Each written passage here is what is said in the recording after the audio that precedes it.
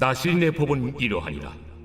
자기의 몸을 구별한 날이 차면 그 사람을 회막문으로 데리고 갈 것이요, 그는 여호와께 헌물을 드리되 번제물로 1년 된 흠없는 순양 한 마리와 속죄 제물로 1년 된 흠없는 어린 암양 한 마리와 화목 제물로 흠없는 순양 한 마리와 무교병 한 광주리와 고운 가루에 기름 섞은 과자들과 기름 바른 무교전병들과 그 소제물과 전제물을 드릴 것이요, 제사장은 그것들을 여호와 앞에 가져다가 속죄제와 번제를 드리고 화목제물로 순양의 무교병 한 광주리를 아울러 여호와께 드리고 그 소제와 전제를 드릴 것이요, 자기의 몸을 구별한 나실인은 회막문에서 자기의 머리털을 밀고 그것을 화목제물 밑에 있는 불에 둘지며, 자기의 몸을 구별한 나실인이 그의 머리털을 민 후에 제사장이 삶은 순양의 어깨와 광주리 가운데 무교병 하나와 무교전병 하나를 취하여 나실인의 두 손에 두고 여호와 앞에 요제로 흔들 것이며, 그것과 흔든 가슴과 받들어 올린 넓적다리는 성물이라 다 제사장에게 돌릴 것이니라. 그 후에는 나실인이 포도주를 마실 수 있느니라.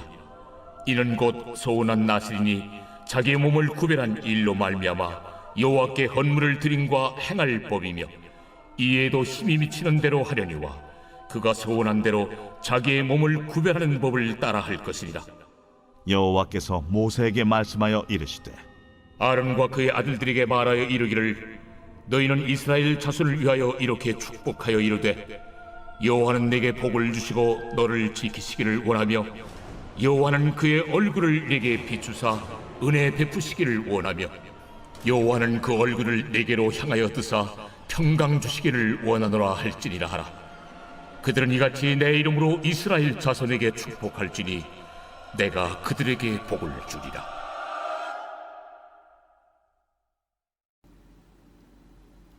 샬롬, 여러분 반갑습니다. 오늘 또 큐티로 여는 기막힌 하루입니다. 이 시간 우리에게 허락하신 본문은 민수기 6장 13절부터 27절까지의 말씀과 내가 그들에게 복을 주리라는 제목을 주셨습니다. 저는 복을 참 좋아하는 사람입니다. 여러분은 어떠신가요? 듣기만 해도 좋으신가요? 하나님께서 오늘 본문에서는 내가 그들에게 복을 주리라고 하십니다. 그들은 누구를 가리킬까요? 그것은 다름 아닌 이스라엘입니다. 다시 말하면 영적으로 택함 받은 이스라엘 백성, 즉 저와 여러분을 가리키고 있다는 사실을 아시죠? 오늘은 큐티 초반부터 설레게 되지 않습니까? 자, 그럼 우리 설레는 마음으로 본문에 집중하는 시간이 되셨으면 합니다. 어제에 이어 오늘 본문에서도 이스라엘 백성들 중에서 나실인에 대한 말씀이 연결되고 있습니다. 나실인은 일평생 혹은 특별한 헌신을 위해 한시적으로 세상과 단절하고 스스로 구별하여 하나님께 자신을 봉헌한 사람을 가리키는데요.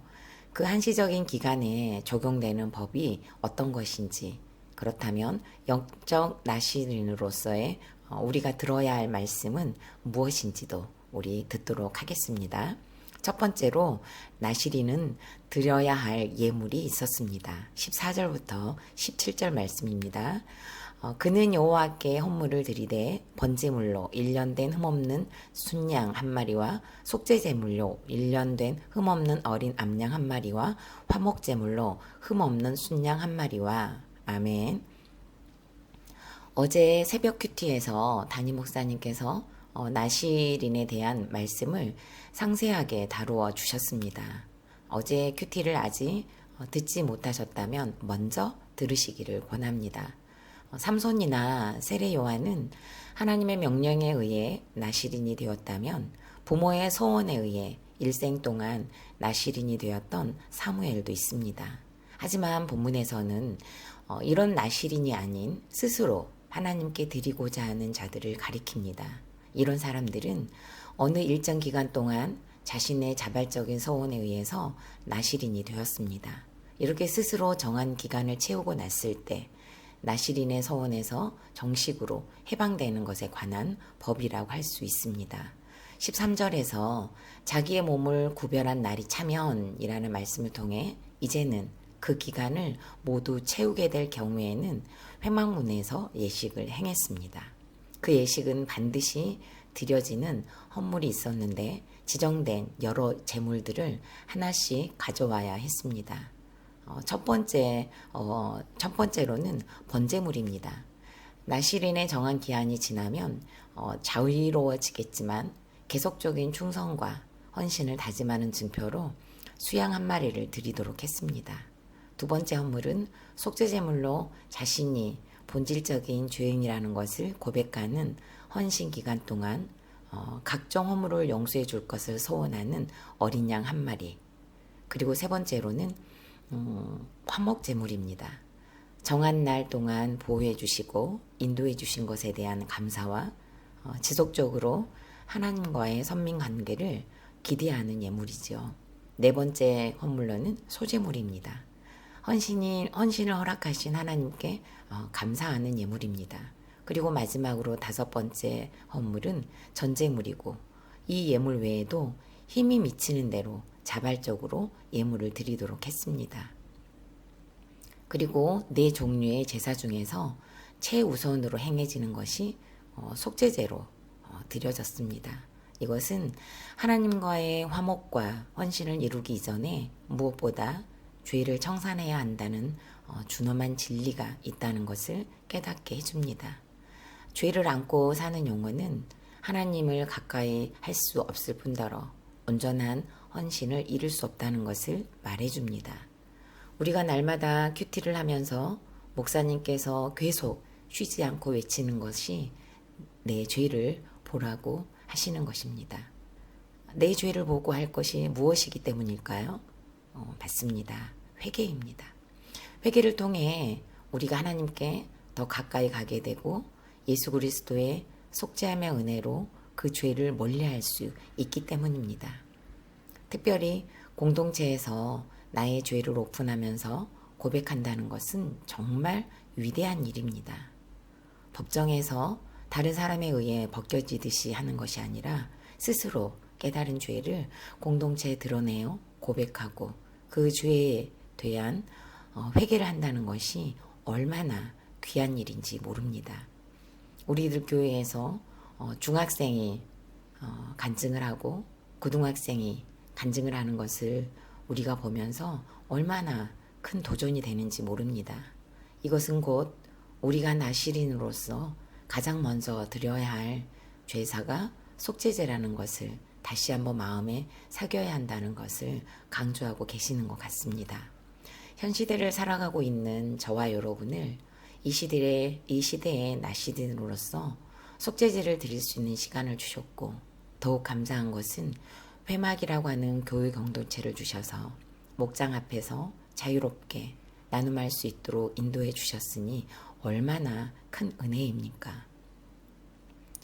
양파 껍질처럼 정말 까고 까도 끝이 보이지 않는 죄를 직면하면서 고백한다는 것이 쉬운 일은 분명히 아니지만 자기의 몸을 구별한 날이 차는 날까지는 우리가 해야 할 사명은 회개라고 말씀을 하십니다. 나시린이어도 죄를 짓습니다. 왜요? 죄인이기 때문이죠. 그러기에 우리는 날마다 회개를 해도 우리의 죄를 다 회개하지 못할 것입니다. 알고 있는 죄보다도 모르고 지은 죄들이 여러분 훨씬 많기 때문입니다. 주일날 목자 나눔을 끝내고 우연히 핸드폰을 확인했는데요. 부재중으로 딸의 전화가 와 있었다는 것이 기록으로 남아 있었습니다. 주일에는 핸드폰을 무음으로 해놓고 또 시간적으로도 여유가 없어서 확인도 못했는데 전화가 온 시간이 이미 너무 많이 지나 있었고 곧 집에 가면 만나게 될 것이기 때문에 굳이 전화는 하지 않았습니다. 딸은 지금 졸업작품을 하고 있는 중인데요. 주일 아침까지 밤샘 작업을 해서 예배에 참석을 하지 못했던 것 같습니다. 나눠야 할 문제가 있으니 그래도 감사한 것은 공동체가 생각이 나서 청년부 목자들께 전화를 돌렸고 다들 바빠서 전화를 받지 않으니 엄마한테까지 전화를 했다고 했습니다. 공동체를 찾을 수밖에 없어서 나누어야 할 문제는 졸업작품에 대해 교수님과 피드백을 받아야 하는 사건에서 어느 정도 작품이 진행되었는지를 확인하는 시간에 그만큼 하지 못했는데도 손을 들었던 것이 마음에 걸렸던 것입니다. 유독 다른 사람의 평가에 대해 집중하고 작품을 하는 것에 있어서도 교수님을 위해 하는 것 같고 자기 자신은 없는 것 같다고 했습니다. 그리고 많은 부분에서 이런 자신을 보고 있다고 했습니다. 어떤 것이 가장 힘들게 느껴지냐고 했을 때 교수님이 자신에 대해 실망할 것에 대한 것이라고 했습니다. 왜 그것에 집중하는지 잘 모르겠다고도 했습니다. 저는 딸에게 교수님의 감정까지 네가 책임지려고 하지 않아도 된다고 하면서 어쩌면 어린 시절 가정에서 즉 엄마와 아빠로부터 만들어진 것일 가능성이 크기 때문에 묵상할 거리로 삼아 보았으면 좋겠다고 했습니다. 그리고 또 갑자기 떠오른 기억이 있어서 잠깐 나누었는데요. 그것은 결혼 생활 동안 남편에게서 많은 실망감을 보았고 그것이 알게 모르게 저의 표정으로 나왔을 것이고 말로도 표현되었을 것이라고 하면서 엄마가 아빠를 통해 얻은 다양한 실망감들을 어릴 때부터 보고 자라서 그 부분에 있어서 예민할 수밖에 없지 않았을까 하는 생각이 든다고 했습니다. 그러니 한번 참고해 보라고도 했습니다. 오늘 저는 본문을 묵상하면서 어제 딸에게 했던 말이 곧 제가 회개해야 할 속죄제라는 것이 깨달아집니다. 저 스스로는 깨닫지 못할 것 같으니 딸이 수고함으로 저의 죄를 드러내 주신 것 같다는 생각을 했습니다. 김양지 목사님은 속인 자보다 속은 자가 더 악하다고 했습니다. 실망했다는 것은 이미 제 욕심으로 기대한 것이 있어서일 가능성이 매우 높습니다. 아니, 저의 욕심이라는 것이 정확할 것입니다. 아는 지체의 카톡 메인에서 기다림이란 글귀를 본 적이 있는데요. 기대는 욕심이고 기다림은 사랑이다 라는 말이 정말 공감이 되고 인정이 되었습니다. 제가 남편을 통해 얻고자 했던 성실한 남편과 사역자, 가장이 되었으면 하는 기대, 즉 욕심이 채워지지 않아서 실망했던 표정과 언어, 행동들을 자녀들에게 먹이고 자라게 한 죄에 대하여 회개해야 함을 깨닫습니다. 어쩌면 지난 날들을 이렇게 조목조목 너무도 자세하고도 구체적으로 쪽집게로 찝으시듯이 잡아서 보여주시는지 정말 놀라울 뿐입니다. 자녀뿐만 아니라 실망했다는 이유로 비난하며 쏟아냈던 언어와 그리고 비언어적인 것들을 받아내며 살아준 남편에게도 미안하고 실망감의 토양에서 자라게 한 자녀들에게도 정말 너무너무 미안합니다. 그리고 엄마와 아내의 역할을 감당하지 못했기에 하나님께도 죄송해서 회개가 됩니다. 채워지지 않았던 욕심 때문에 왜 나는 이렇게 살아야만 하냐고 연민으로 슬프게 살았고 남편과 소통이 되지 않아 외로웠던 시간이었습니다. 사명보다는 욕심이 컸던 그 시간이 이렇게 자녀의 상처로 드러내주고 계시니 너무 고통스럽지만 이래야 죄를 보는 악한 저이기 때문이라는 것도 인정이 됩니다. 날마다 큐티하면서 조목조목 일러주시는 죄들을 거부하지 않고 직면하며 오픈하는 것으로 속죄제를 드리고 회개하는 것을 멈추지 않기를 바라게 됩니다. 질문합니다. 나는 요즘 나의 죄가 잘 보입니까? 보이지 않습니까? 가족과의 사이에서, 목장에서, 직장 동료들과의 사이에서 일어나고 있는 갈등들을 잘 직면하고 계십니까? 그 갈등은 내 죄를 보라고 주시는 기회이고 회개를 촉구하시는 사건이라는 것이 인정되십니까? 오늘 큐티를 하면서 깨닫는 죄를 보게 해달라고 은혜를 구하시기 바랍니다. 두 번째로는 여전한 방식의 삶으로 되돌아가는 것입니다. 20절입니다. 여호와 앞에 요제로 흔들 것이며 그것과 흔든 가슴과 받들어 올릴 넓적다리는 성물이라 다 제사장에게 돌릴 것이니라. 그 후에는 나실인이 포도주를 마실 수 있느니라. 아멘.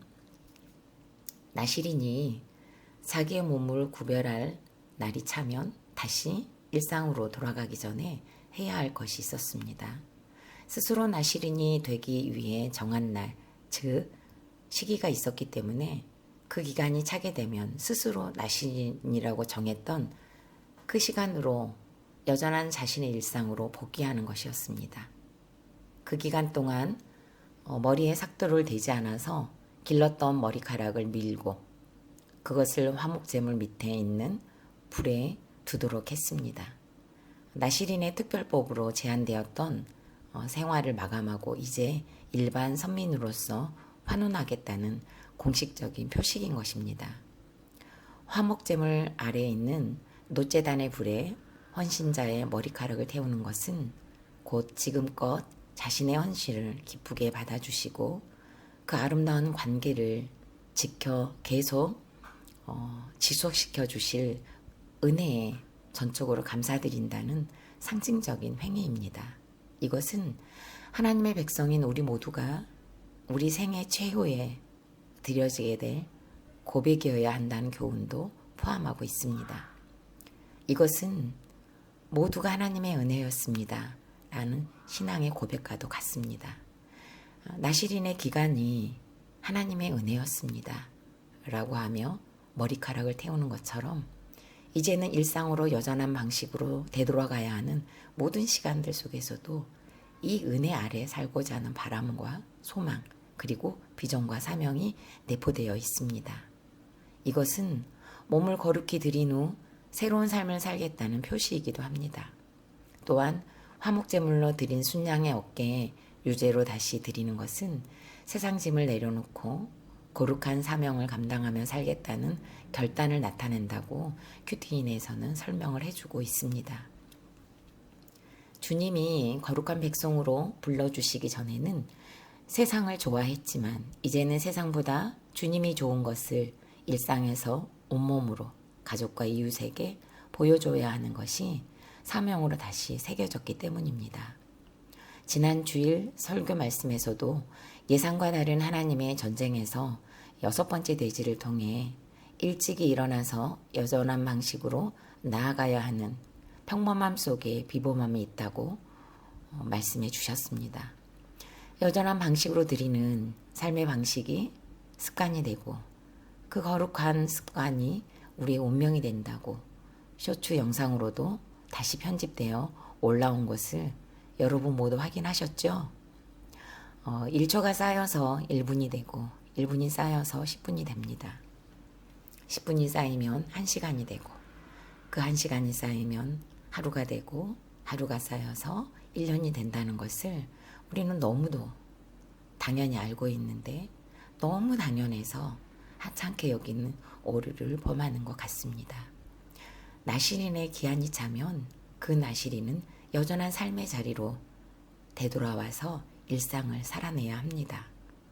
이 여전한 삶의 방식도 사실상 은혜 없이는 불가능하다는 것을 우리는 압니다.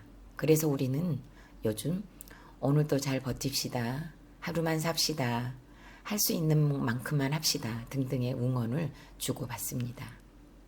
1초도 1분도 10분도 1시간도 하루도 하나님의 은혜 없이는 살아날 힘이 없는 것이 우리입니다. 나실인으로 기한이 차는 동안 자랐던 머리카락처럼 또다시 자라게 될 머리카락의 시간을 줘 분 시간을 화목제물 앞에 있는 불에 놓는 것입니다. 앞으로 여전히 또 자라게 될 죄악들이 오늘 이렇게 머리카락을 밀어서 화목제물의 불에 태우는 것으로 끝나지 않고 기념되어야 한다는 것도 교훈하고 계십니다. 이때만 자기 몸을 구별한 나시린으로 사는 것이 아니라 이제부터 일상에서 여전한 방식의 삶을 나시린으로 살아야 하는 거룩이 기다리고 있다는 것입니다. 질문합니다. 나의 여전한 방식의 일상을 살지 못하도록 방해하는 것은 무엇입니까? 이것만큼은 진짜 밀어서 태워야 하는데 라고 생각되는 습관이나 중독이 있습니까? 나는 날마다 반복되는 여전한 습관으로 삼고 싶은 것이 있다면 그것은 또 무엇입니까? 세 번째로는 이스라엘 자손을 위하여 축복하라고 하십니다. 22절부터 23절인데요. 여호와께서 모세에게 말씀하여 이르시되 아론과 그의 아들들에게 말하여 이르기를 너희는 이 이스라엘 자손을 위하여 이렇게 축복하여 이르되 아멘. 하나님께서는 모세에게 말씀하시면서 아론과 그의 아들들에게 너희는 이스라엘 자손을 위하여 이렇게 축복하라고 말씀하십니다. 오늘 본문에 24절부터 26절에 기록된 축도는 성경에서 가장 아름다운 축복 선언 가운데 하나입니다. 대제사장에게 이렇게 아름다운 축도를 하도록 직접 가르쳐 주시는 하나님이십니다. 이것은 하나님의 마음이고 하나님의 바람이고 하나님의 소원이기도 합니다.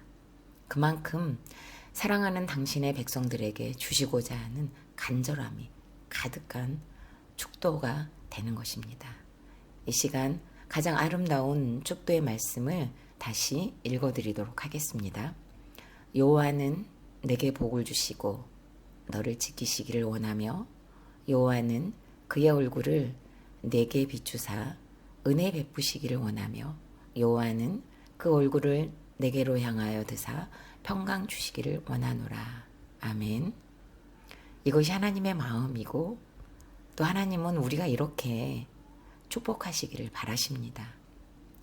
제사장들에게 이렇게 축도하라고 오늘 분명하게 말씀하셨습니다. 오늘 이 말씀을 듣는 우리 모두가 제사장이 되어 나라를 위해 이렇게 축복해 보셨으면 좋겠습니다.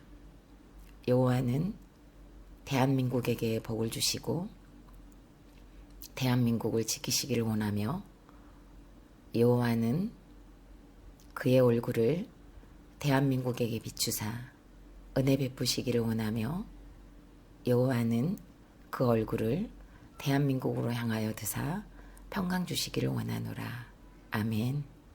뿐만 아니라 우리의 자녀들에게도 내 배우자에게도 내 모건에게도 온 땅에 거하는 모든 자들에게 이 축도가 임하기를 간절히 바라는 오늘이 되시기를 바랍니다. 여러분 오늘 한번 적용해 보십시오.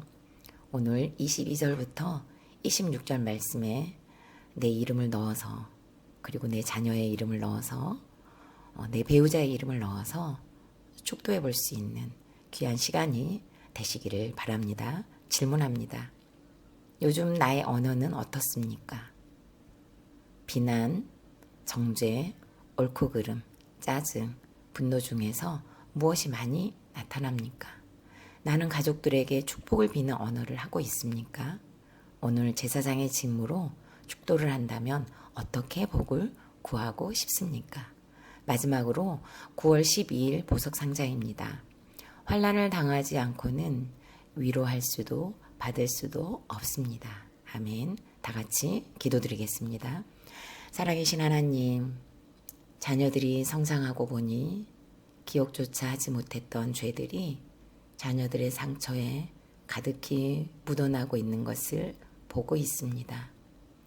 그 순간을 직면하는 것이 너무 고통스럽고 힘이 들지만 아직도 자기의 몸을 구별할 날이 다 차지 않았기에 여전히 보아야 할 죄들이 아직도 많이 남아있다는 생각을 떨칠 수가 없습니다. 나시린이 가장 먼저 속죄제를 드린 것으로 예물을 드렸듯이 아직도 연약하지만 날마다 주시는 말씀과 사건에서 저의 죄를 보는 훈련이 멈춰지지 않게 하시고 비록 직면하는 것은 힘들지만 공동체에서 고백하고 회개하는 것으로 그 죄를 쫓는 일을 지속할 은혜를 주옵소서. 평범한 일상을 살아내는 하늘가족 공동체가 되게 하시고 세계와 민족을 축복하는 제사장의 직무를 감당하며 가족을 위해 공동체를 위해 오늘 본문의 축도로 축복하는 것을 쉬지 않게 하여 주옵소서. 그리고 특별히 거룩한 삶을 살아내기 위해 이 시간 말씀 앞에 엎드린 나 자신을 축복하는 은혜도 주옵소서. 예수님의 이름으로 기도드립니다. 아멘.